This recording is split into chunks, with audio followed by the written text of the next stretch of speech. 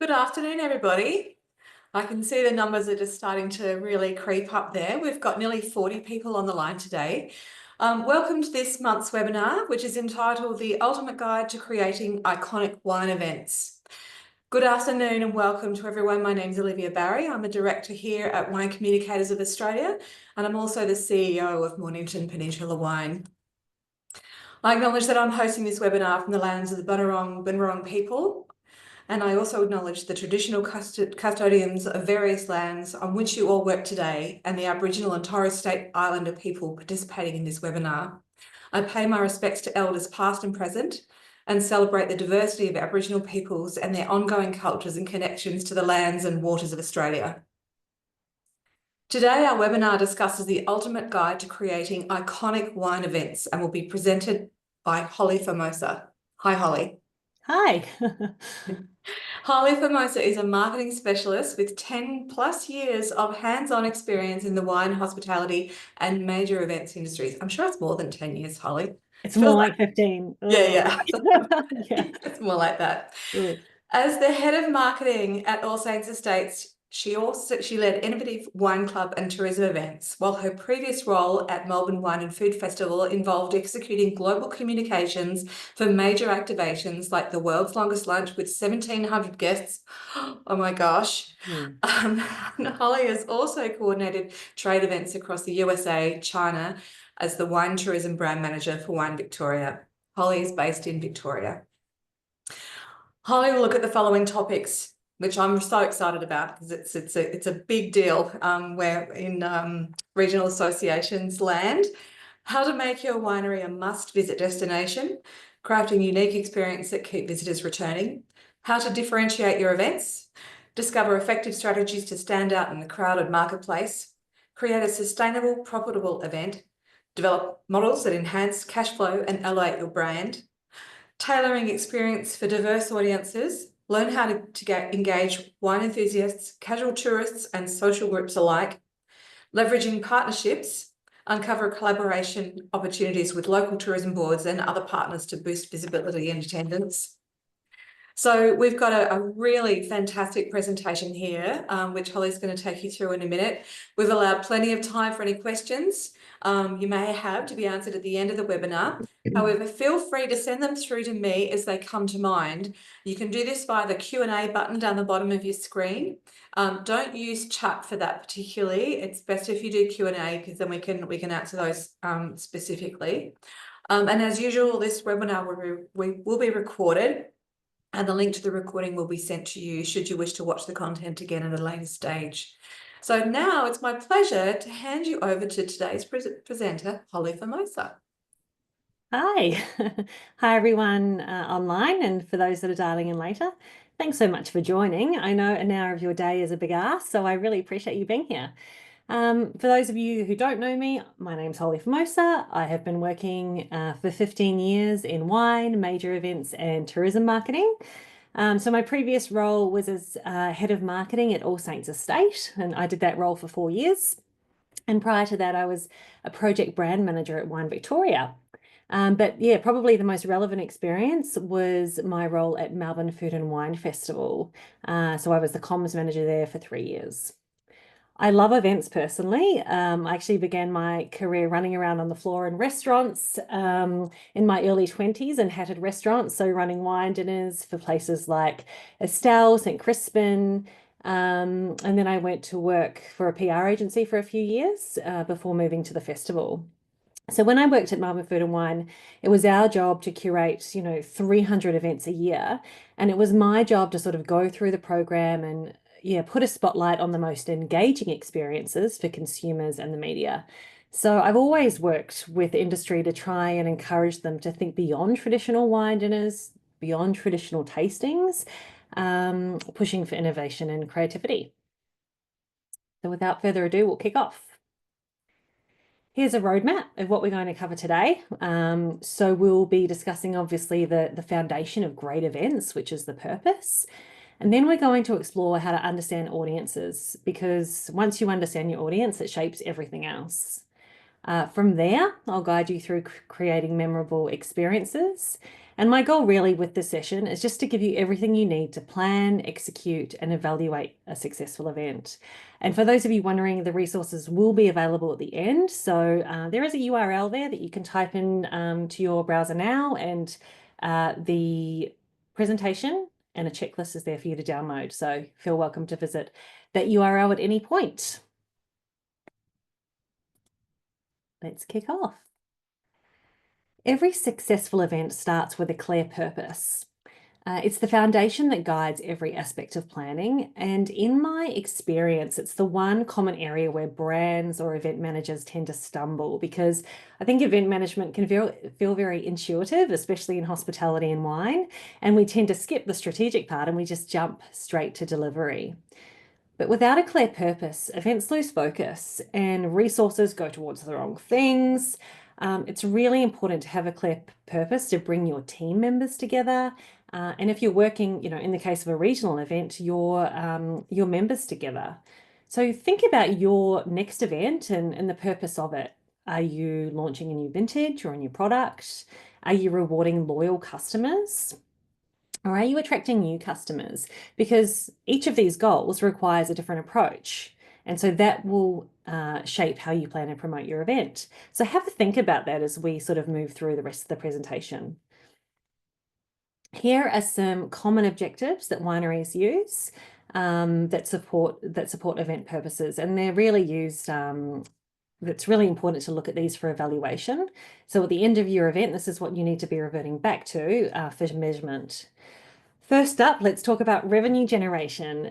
This is where we look at how much money the event is bringing in through ticket sales and also wine orders, obviously.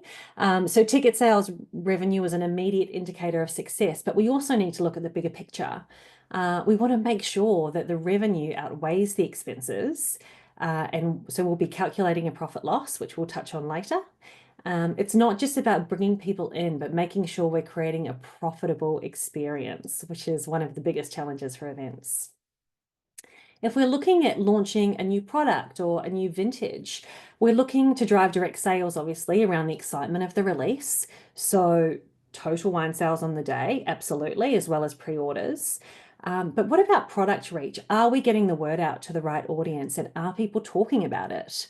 Because this will help ensure that your new product doesn't just have a successful launch, but that it builds momentum post the event.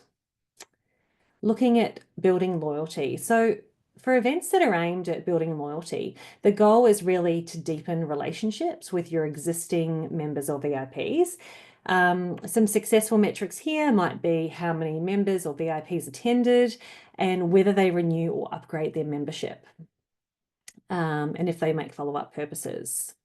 And then the last objective I put there is attracting new audiences. So if you're targeting new audiences, then the focus is on reaching people who may not already know your brand. And I find that this is one of the most popular reasons to hold an event, but it's also the trickiest because by nature, you're not used to working with these audiences and you're not used to catering to them. So it does take a lot of research and it takes a lot of creativity. For measuring new audience, you're looking at things like new customers, mailing list signups, and growth on social media. Attracting a new audience means expanding your customer base, and these metrics help you gauge how successful you've been in bringing fresh faces to your brand. Let's look at a case study now around event purpose. So back when I was at Melbourne Food and Wine Festival in 2016, we launched an event called River Grays. So it was challenging because we were aiming to reach a completely new audience, different than our usual sort of high-end crowd, but that also made it exciting. This was about creating something for everyone, not just high-end food lovers. To grow the festival, we needed to attract more visitors. High-priced, exclusive, $100 head dinners weren't enough, especially in, when you're dealing with a 20-seater restaurant. So we needed a festival experience that would appeal to all food lovers, including families and casual attendees who might not usually attend. And that's how River Grays was born. So clear purpose of accessibility. Our goal with River Grays was to make the festival accessible for everyone. We wanted people to enjoy the experience without financial barriers. So that, of course, informed our pricing decision. We made the entry free. Anyone could come, explore the festival, walk along the river without a ticket cost. And so this was especially important for families. When it came to the programming and the partnerships, it meant that we were designing family-friendly programming. So we had a little foodies produce patch, and we had an alley called Sweet Alley, which had an amazing interactive dessert zone. And these activities were crafted with families in mind, something completely new for the festival.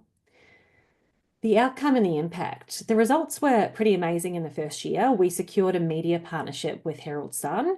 So previously we'd been with the Age Good Food, and going to news.com.au almost doubled our reach. We had front cover PR on the front of the Sunday Herald Sun, which I'm still very proud of. And back then it was just such a powerful platform for mass awareness.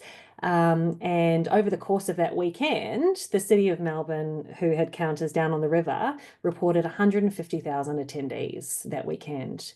So look, I realize it's a major event. It's probably a little bit different to the events that you run at your wineries, but what's important is looking at the purpose, how a clear purpose, being accessibility, opened up new markets, families, mass event goers, and helped us to reach a new audience. We did have some internal pushback, from our stakeholders about making it so accessible, but it also unlocked amazing opportunities for the festival. Knowing your audience. Consumers are after memorable experiences, while trade professionals value the nitty-gritty details about the product. And I think most wineries here would probably agree that we're pretty good at connecting with the trade crowd, because talking technically about wine comes naturally to us and to the winemakers that are hosting. For trade, you go deeper with insights like winemaking processes, because they appreciate the technical depth. But engaging consumers, that's where it gets trickier. You have to create light, sensory-focused experiences that make them feel connected to the winery, and that takes creativity and real out-of-the-box thinking. So if we think about it like this, consumers, a lively vineyard picnic, versus, for trade, a cellar door tasting looking at experimental batches.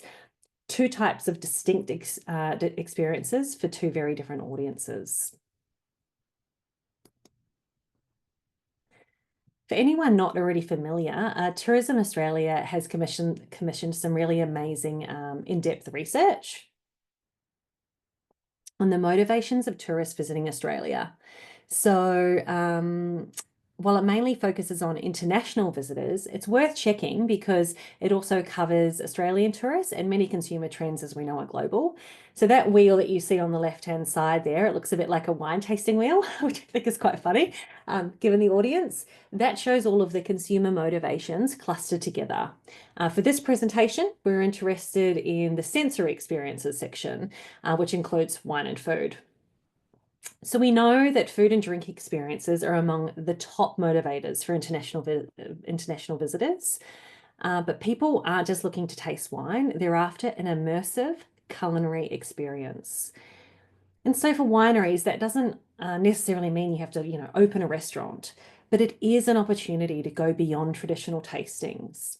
So things to think about might be offering tasting trails, wine and food pairings, or exclusive Meet the Maker sessions where the visitors can chat directly with winemakers. I was talking with a winemaker just this morning who held a salami making event, and it sold out within 40 minutes. So you can come up with really fun, quirky, creative food elements that don't involve you opening a restaurant. I won't go through all the clusters right now, but it's a fantastic tool to get you thinking beyond the traditional tasting bench experience and to tap into some other motivators. The link is on the slide there, Consumer Demands Project. So yeah, when you download the slides, jump on, have a look and download the report. It's super interesting. Here is a case study. All right, so back when I worked at Wine Victoria, which was 2020 to 2021, right before COVID, I was working on promoting wine tourism experiences internationally. And the one experience that really stood out for me was Yoga in the Vines. So it was a fantastic example of a winery that really understood consumer demand. So Del Zotto tapped into the interests of young, health-conscious customers who enjoy Prosecco, but also enjoy wellness, to create an experience that went beyond traditional wine events. We know that there's a growing demand for wellness experiences, not only locally, but also from markets like Japan and across Asia. So even if you have a think about your export strategy and how that could cross over. And this isn't about excluding wine if we're talking about wellness. It's more about giving people a chance to relax, rejuvenate, and connect with nature. And so combining yoga and Prosecco in a beautiful vineyard setting meant that Del Zotto could, meet the needs of an audience seeking more than wine tasting. So when we were working on activating the events and market, this was really, this gained a lot of interest from the media, and it actually got picked up by Matador Network, which is a US publication. And I think it really shows the value of broadening your winery experience. And I'm not saying that every winery should go and, offer yoga classes, but I think expanding beyond wine, whether that's through wellness or nature or even other motivators, can really open up to new markets and new PR opportunities.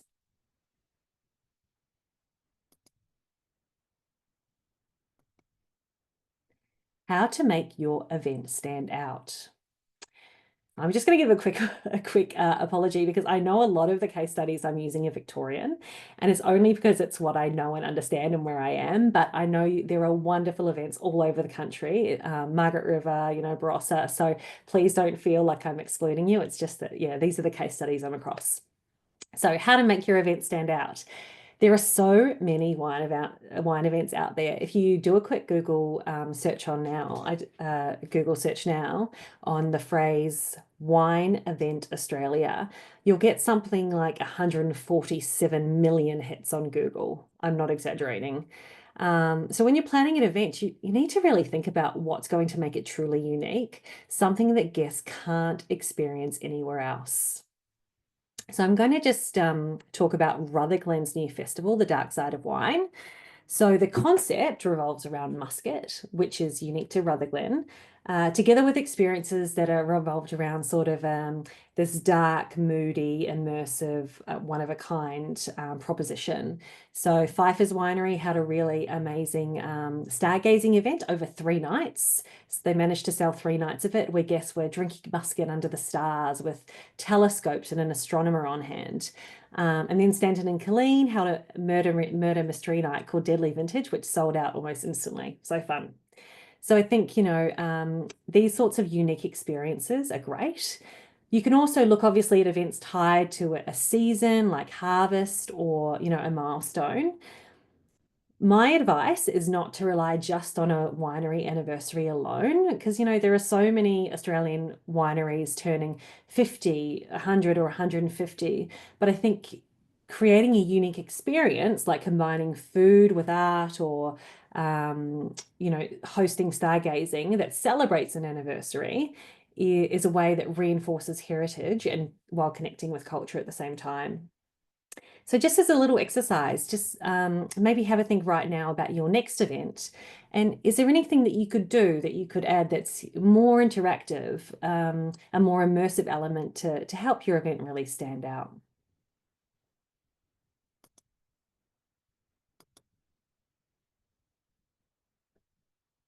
Revenue generation, the most important part of planning an event. Let's talk about it.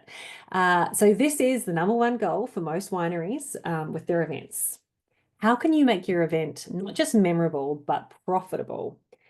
I cannot undersell the importance of running a profit and loss spreadsheet or statement as you are planning your event. Creating a P&L is so essential. It'll help you project and track your income, your expenses, the overall profitability, ensuring you don't overlook the hidden costs. I think a well-managed P&L can also highlight areas where you're overspending and reveal opportunities to cut costs, making your event more financially viable. Another option for generating revenue is upsell options. So, exclusive tastings or special merchandise on the day, a special bottle sold only available on that day can really help to boost your revenue.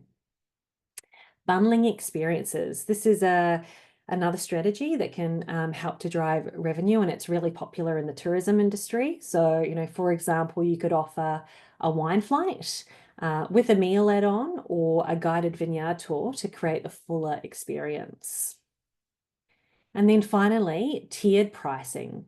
So tiered pricing can be really effective. You can see in that graphic there, you've got tier 1, tier 2, tier 3. So basically it's offering standard, premium, and then VIP options, which allows the guest to choose how immersive they want their experience to be, while providing a sort of upscale option for those willing to pay a little bit more. With the cost of living crisis, having an entry level price like $25 for just access can really help drive foot traffic. I think winery events can often be quite pricey, but if you can find a way to make it more financially accessible, you'll sell more wine on the day because you'll have more foot traffic. So when I was at All Saints, I was helping plan the 150th anniversary, and we did that. So we split the program into kind of digestible $25 tickets for individual sessions, but then we packaged up a beautiful VIP bundle with lots of value adds to allow us to sort of capitalize on the per head revenue from our VIP clients while also maximizing foot traffic. So yeah, take a moment now, think about your next event and think about, is there a way to implement a tiered ticketing structure, or could you add on a bundle to really drive that price per head up? Events can be costly, and I think it's really important that you look into making them more sustainable by exploring grants, sponsorships, and in-kind contributions. Running a profitable event requires more than just ticket sales. It's about finding ways to offset costs and maximize the resources that you have. So we'll start by, discussing, I guess, grants and state funding. So many local and state governments offer grants to support events, usually that are driving foot traffic out to the regions. I can speak for Victoria, but I know that in Victoria there is a regional events fund that supports events that draw visitors into regional areas. And it can just be super helpful to cover your operational expenses. Have a research, have a look online, what grants are available in your area, and how could you tailor your objective to meet that criteria. It's a great way to make them more commercially viable without dipping into your own budget. And I know there is a chat going, so perhaps, I'm across the Regional Events Fund of Victoria, but if you're from another state, it might be really helpful for the other people in this session if you can, share your insights and experience and other grants that are available. That would be super helpful for everyone on the chat, I think. So if you know of one, drop it in the chat. The next thing you can consider is sponsorships.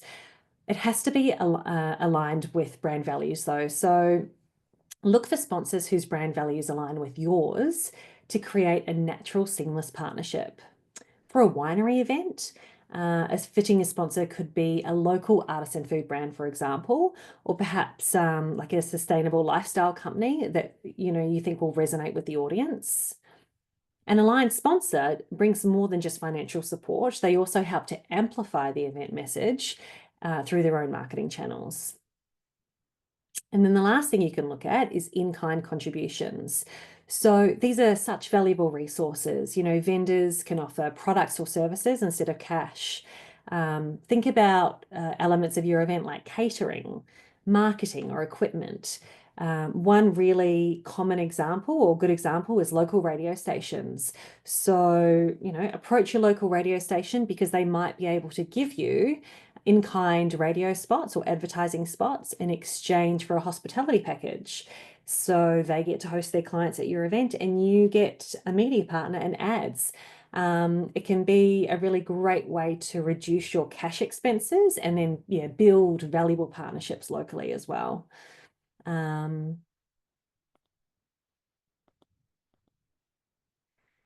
right, let's move on to creating the experiences. We've covered the difference between engaging trade and consumers. Yeah, I'm pretty sure you'll all understand that, but let's take a moment to just dive a little bit deeper into the consumer segments. There are many subcategories within, and I think creating an experience that resonates with these audiences can really boost the event appeal and the ticket sales. Wine enthusiasts, a segment you are all familiar with. So they love in-depth tours, rare vintages, and exclusive access to things like museum stock. And they're probably also the top candidate for joining your wine club. But look at the other two segments I'm really interested in discussing with you now is social groups and casual tourists. So social groups are after fun. They want social settings with food, friends, and easy drinking options. And live music also appeals to these groups as well. And then casual tourists, they're just interested in the natural aspects. They love the scenic vineyard strolls and they want an approachable wine tasting. And then the other segment just to consider, especially if you're a regional destination, is your designated drivers. So, as well as obviously the health trend, I think providing low and no alcohol options is really important. It just shows that you're an inclusive business and that everybody is welcome. I'm not suggesting that you have to go and start making a non-alcoholic wine, not by any means, but I think, something like a mocktail or even a Moscato spritz is a low alcohol option for those people that aren't big drinkers. If you're not catering to designated drivers, that's a market that you're going to miss out on. Effective storytelling. I laugh when I look at the slide because I'm taking you through a PowerPoint, which is quite monotonous, I appreciate. But let's talk about, how to tell effective stories and engage people. So we're going to talk about standing out from competitors. We've discussed your event purpose. We understand the sort of top line commercial model and we have a sense of our target audience. Now comes the part where the marketing really shines. And to be frank, I think this can really make or break your ticket sales. Before diving into the event details, it's really important to understand what will make your experience truly unique. We know that there's a lot of competition out there for wine events in Australia. You only have to look at the attendance on this webinar to know that. So the more specific and unique that your event's experience and offer is, the more compelling it will be to your target audience. I actually use this Venn diagram that you can see on the screen for developing brand propositions, but it's also an incredibly helpful tool for creating standout events. So if you look at the top circle, you'll think about what does your brand do really well? It'll be easy to go straight to your award-winning wines or your top varieties, but consider broader strengths too. So what else does your brand excel at? Jot down 5 things right now. What are 5 things that your brand does truly well? The winning zone for your event will be the area between what you do really well and what your consumer wants. So events in this zone align perfectly with your audience's values and what you offer, making them attractive and memorable. If you have a look at the list you've written down, have a think, from those top 5 strengths, which things are attractive to your target audience. If your goal is to attract a new audience, it's really important to understand what they're looking for. And if they're new, you might not know. So, this is where research like TA's Consumer Demand Project could come in and be helpful. And there's also a heap of free research online.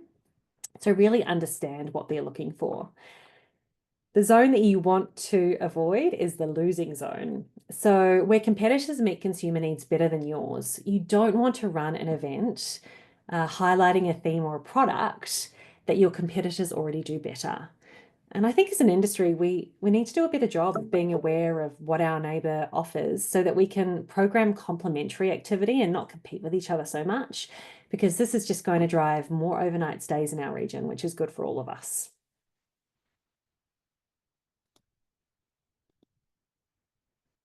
With your value proposition now down, or maybe not this right second because you're going to go away and have a think about it, you've got your target audience defined.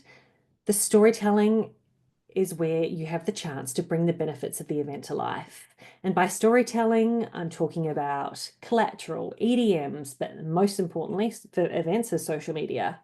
So here's a few basic content marketing tips for your event. Use reels and stories. Reels and stories tend to perform much better than static images on Instagram. So prioritize video when creating the promotional content for your event.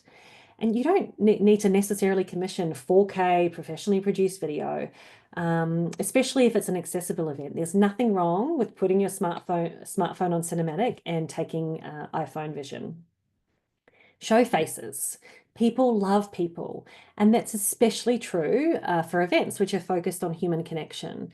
So make sure your videos feature plenty of faces, whether it's your winemakers and your staff or your guests enjoying the experience. I think another thing I see wineries do a lot is this sort of tendency to do really basic, simple graphical design to promote events, sort of artistic tiles. And I think that's fine for trade or if you have a really well-known lineup of winemakers.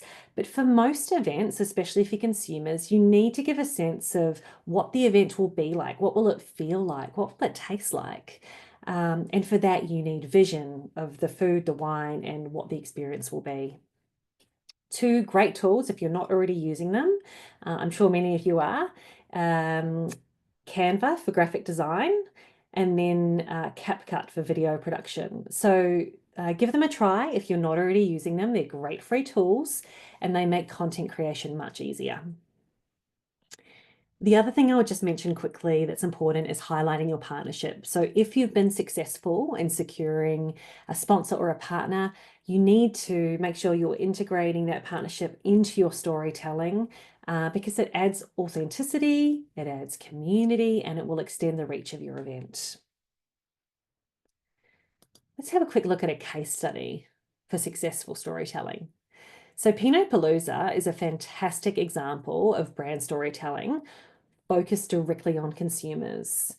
I know for me personally, 10 to 15 years ago when this festival first started, it was a real aha moment because it was immersive, it was high energy, and it showed me how fun wine events could be. And right from the start, they targeted social wine newbies, young, curious drinkers, rather than traditional wine trade audience. And I think that this focus has really been key to their success, making them wildly popular. I was talking to Dan this morning and he mentioned that they're now selling $1 million worth of wine on festival days. It's amazing. And that doesn't even include the leads that winemakers are getting with Wine Club, etc.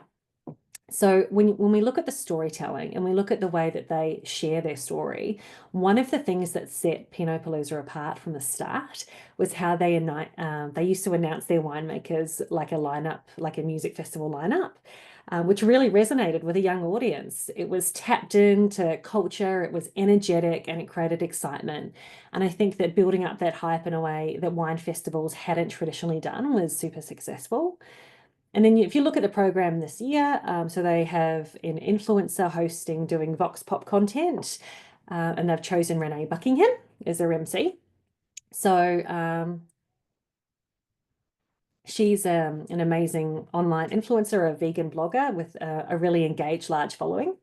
And you might be wondering, what does being vegan have to do with Pinot Noir? Well, it's less about that and more about her relatable personality and her reach and the fact that she already has the target audience that Pinot Palooza are looking for. So again, just a great example of going beyond selling wine and selling the experience. And if you have a look at some of the, key principles I just mentioned, prioritizing reels and stories. So they are definitely doing that. Everything that they're producing is video content. It's higher engagement than static images. It builds excitement. They're showing faces. Look at the feed. Look how many faces are in that feed. This is emphasizing human connection. So whether it's the winemakers or the staff, the approach makes the event feel really relatable and welcoming. And then highlighting the partnerships. So Pinot Palooza do a great job of showcasing their partnerships. You can see there they're talking to Miloir Cheese, and I know they've got a wonderful partnership this year with New Zealand Wine and dedicated interviews with New Zealand winemakers. So that'll also be extending their reach as well. All right, let's talk about some promotional strategies. Because managing ticket sales is one of the most stressful parts of event management. And I have to say, timing is everything. So for big events, like major events, or, for those in regional locations, start promoting and selling tickets 3 to 6 months ahead. You might think this seems early, but the goal is to reach people when they're ready to make plans. So, think about how far in advance you plan your own holidays, and that'll give you your answer for ticketing lead time. So a structured timeline will ensure, promotion at every stage. So you start with your save the date, and then you gradually release details to build momentum. By the time your event approaches, your audience is eagerly awaiting the event, because you've been bringing them along. And then on the day of the event, you share real-time updates because there will be people that haven't been able to come, and you want them to be feeling like they're missing out so that they come the next time.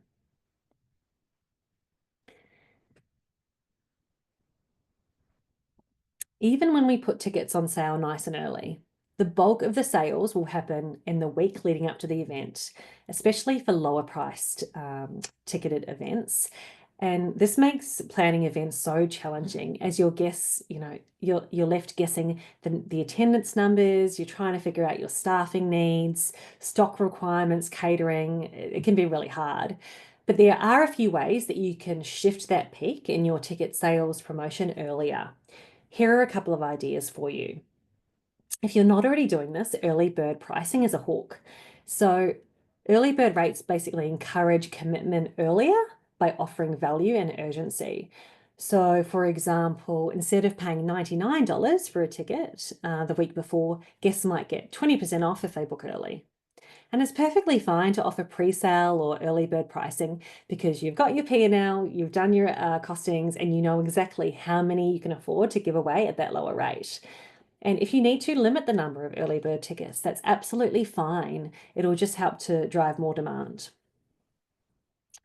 Another idea is to create exclusivity. So people are drawn to limited seating or invite-only events. As you know, working in the wine industry, scarcity increases interest.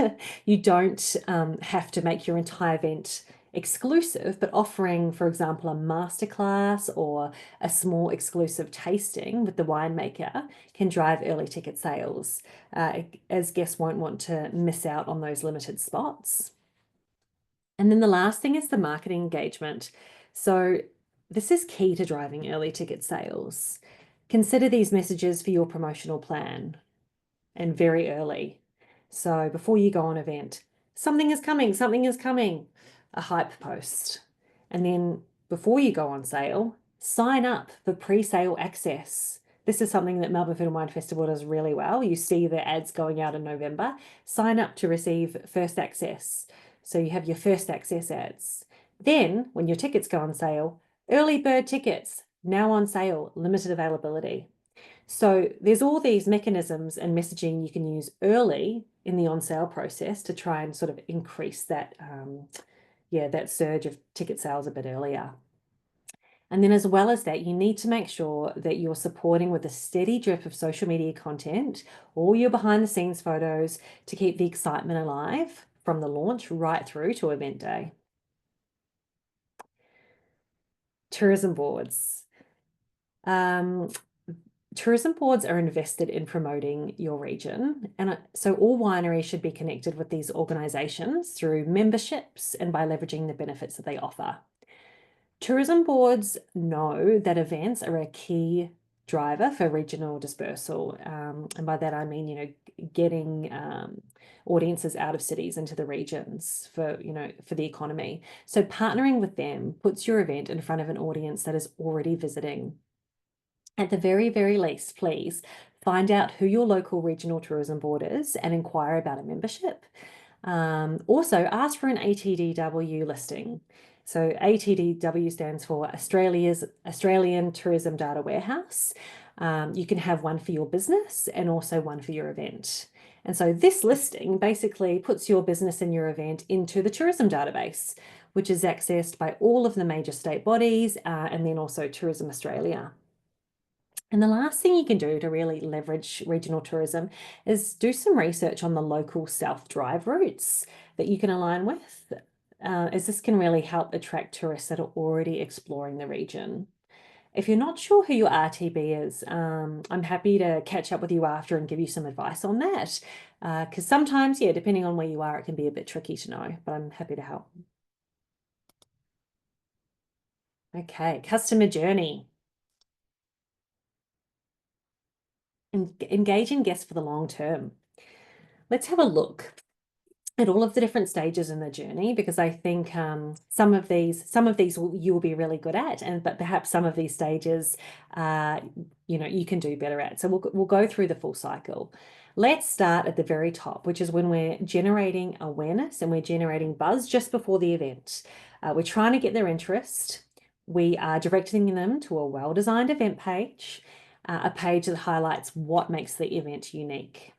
So one just practical tip for making your event page super engaging is to have, a carousel of images or even a video.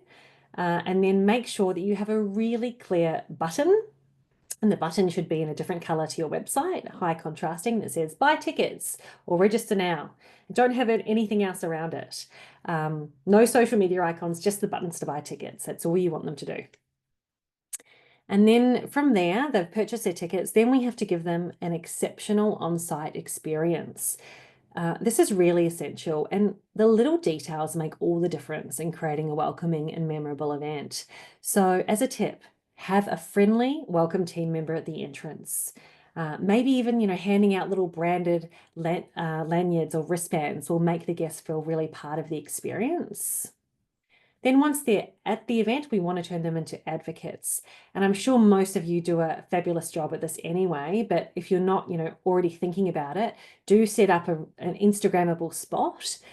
It could be, a beautiful Chesterfield couch with your styling. Make sure you've got information on your Instagram handle, and that's just going to prompt people to post and spread the word.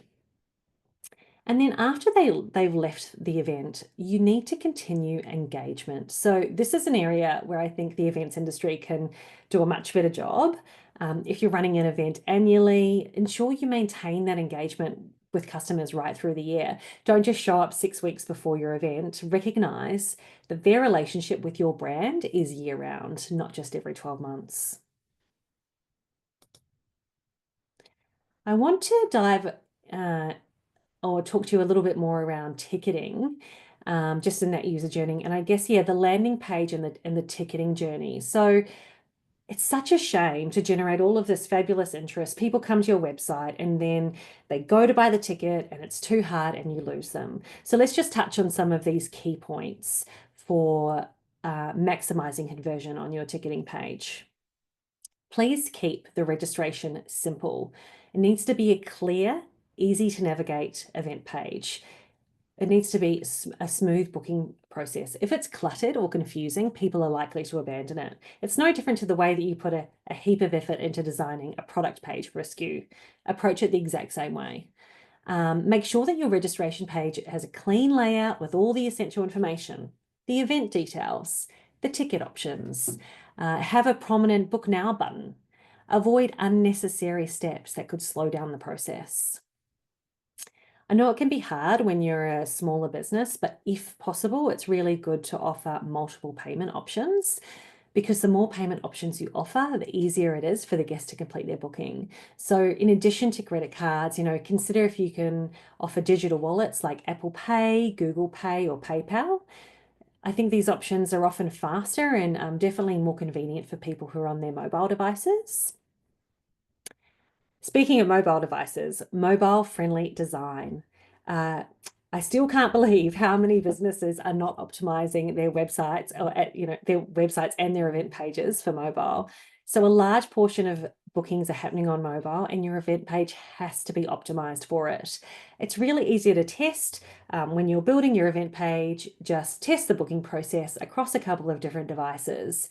Make sure the buttons are easy to click. Make sure the forms can be filled out. And speed matters, especially for mobile users. Is it quick and easy? You also want to offer clear ticketing and pricing. So if you are offering, the early bird ticket, as we've discussed, a general admission ticket, a VIP ticket, make sure that you have them all there with the description and the price. Make it easy for guests to understand what is included in the ticket price. And the last thing I'd say is just on, support. It's really important that they have an instant confirmation to reassure the guest once that ticket is purchased. There are some great tools that we'll talk about in a minute that do that automatically for you, but it just reduces that kind of post-purchase anxiety because they get the email in their inbox and they're like, "Yep, I'm set. I've got all of the information ready to go." It's also really good to send a reminder before the event with everything they need to know, just to keep them engaged with what's happening and to answer any FAQs before they attend. Let's have a look at booking platforms. So there are so many of these platforms online, but I've just put in the main ones that I'm used to working with industry. So speaking from experience, there's nothing worse than you go to build out a festival or an event program on a platform, and then you get halfway through and you realize the platform that you've chosen doesn't have the functionality that you need, and you have to start again. It's killer. So here are some things to think about before you choose your platform. How complex is your event and what are the ticket types? Do you need your tickets bundled? Is there a VIP option? And one thing that can be tricky, are you running one event but in multiple sessions or on multiple days? So do your customers need to be able to view the event as a weekend or a schedule? All of these things you need to consider and look at before you choose the right platform. It needs to be scalable for your needs. The next thing to consider is budget and fees. So, do go into the fees pages and do a comparison on the fees. And you'll need to make that call on whether you are going to absorb fees or whether you pass that on. I don't think it's bad to pass a fee on to guests as long as you're clear in your communication. But do make sure that if there are any fees that are being incurred, that you're putting those in your P&L because you have a P&L. Branding and customer data. Look for platforms with custom branding and data collection tools. So, for many wineries that are on this webinar, you may already have hospitality platforms like 7 Rooms or Now Book It that you're using for cellar door bookings or restaurant bookings.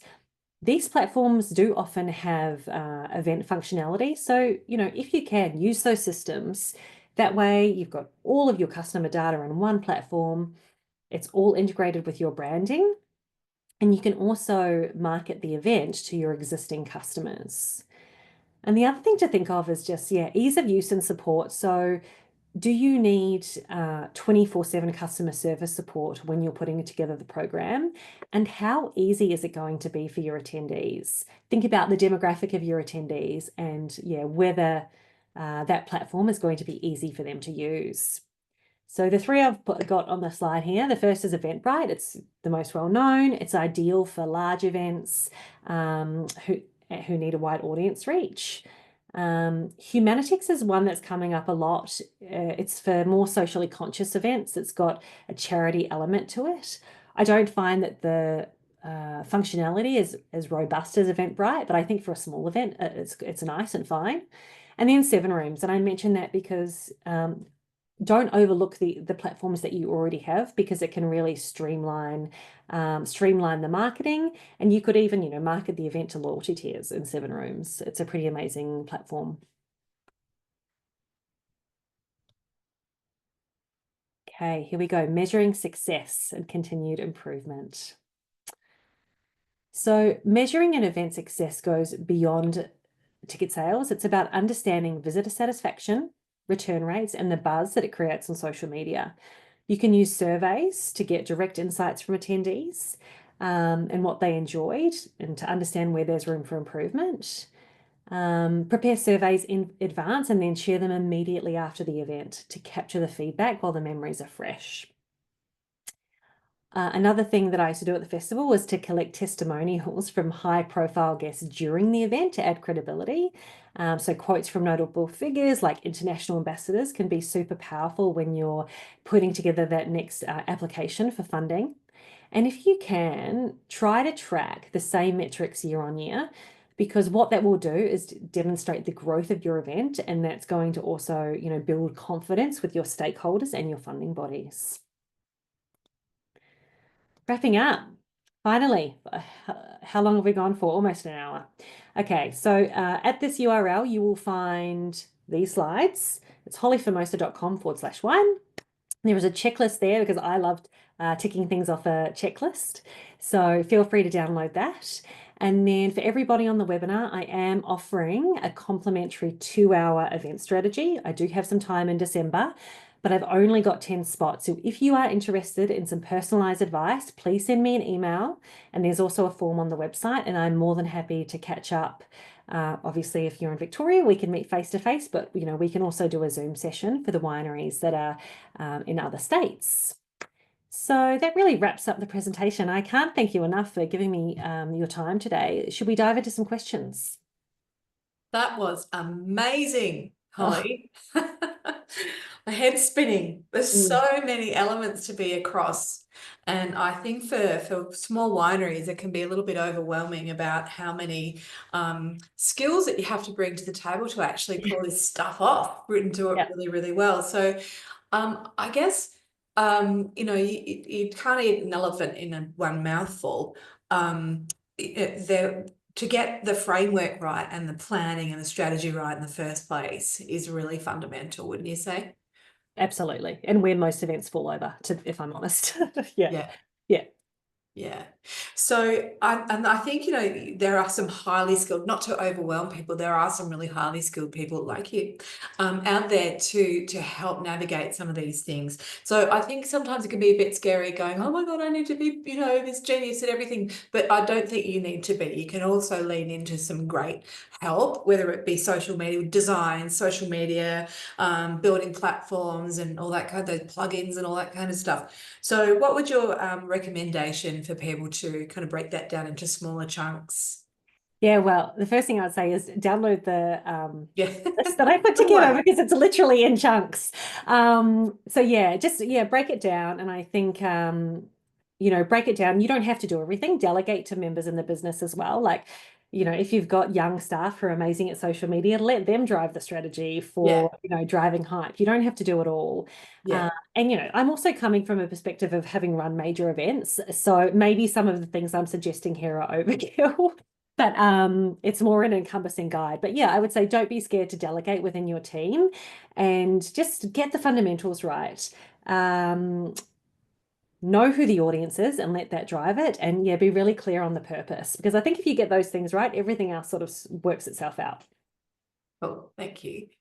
Now, Holly, we've got a couple of questions in the Q&A here. Yeah. I'll start with excuse my pronunciation, Maurizio.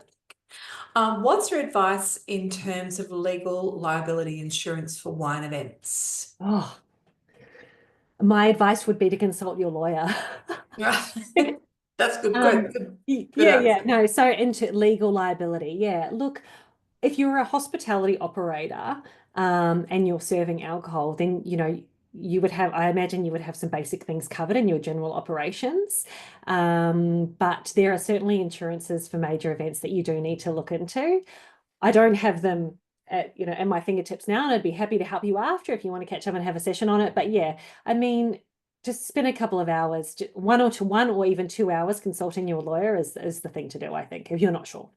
Yeah, good, Yeah. good advice. Yeah. Now, just this is a logistics thing, which I think is quite interesting because it's you always have to think about the weather. Yeah. Dark Side of Wine, what was their backup plan in case of rain? Asks Yuko. Yes, good question. So, with a lot of these festivals that are kind of umbrella style festivals, it really was left, I believe, that it was sort of left on the individual event operators basically to manage that. So, in Rutherglen, they have a lot of amazing, big, beautiful buildings. So, I think a lot of it would have been moved inside where possible. But it also comes down to having that contingency plan in place and making sure that you're making a call early enough out to manage those refunds and just having a process in place. So, for example, when we were organizing an event for that festival, we had a policy, and it was that if it's 50% chance or more of rain 1 week out, we will postpone the event, send a notification, and tell people of a new date or whatever it might be. So I think it's just discussing with your team the contingency and then making sure that you've got that ready to go.